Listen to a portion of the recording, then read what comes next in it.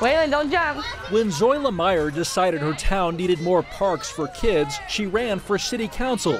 She had no idea she'd win, let alone that her new job would ruin her life. I've always loved politics and always wanted to do something for people. Come on, Nicole. Meyer, who has 4 kids, was loving her new office when just 10 weeks into the job, she was suddenly forced to resign. There was a secret in her past, a secret buried so deep, she swears she didn't even know it herself. What went through your mind when they told you, sorry, you're not an American citizen? At that point, I just didn't know who I was anymore. It was heartbreaking. My whole world, after that day, everything was just torn apart. Meyer was born in Cuba. Her family moved to the U.S. when she was just a year old. She says her parents got her a green card, but never enrolled her for citizenship. Meyer says she always believed she was American, had no reason to believe otherwise.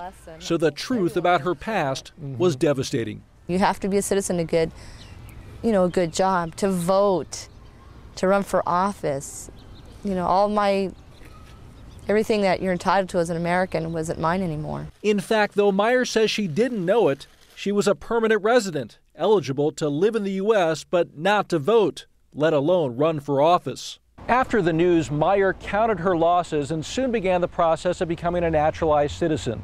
But that's not how the story ends. Now, 3 years later, it started over again and is now much, much worse. Out of the blue, she was arrested.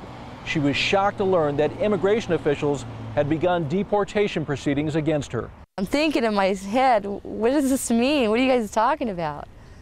And that sounds crazy. To deport me where? This is where I'm from. The question, of course, is how the information came out.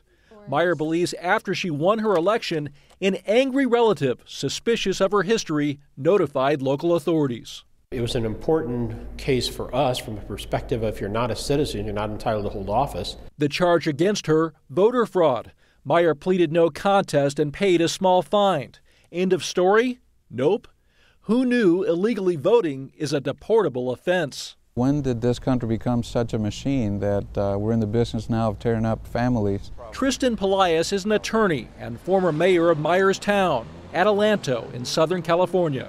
Certainly she behaved like more of a citizen than a lot of citizens that we currently have in this country. So I don't think we should take the approach of we do not make exceptions at all when it comes to citizenship. If Meyer ultimately does get deported, federal officials tell us she wouldn't be sent back to Cuba. The U.S. doesn't do that. Instead, she'll be shipped to Canada because that is apparently where her parents entered the U.S. 39 years ago. At this point, my life is in the government's hands. What they do with me, I don't know. And what would Canada do with me, I don't know. A woman who just wanted to raise her family and improve her community, now on the verge of being torn away from both. Dan Simon, CNN, Los Angeles.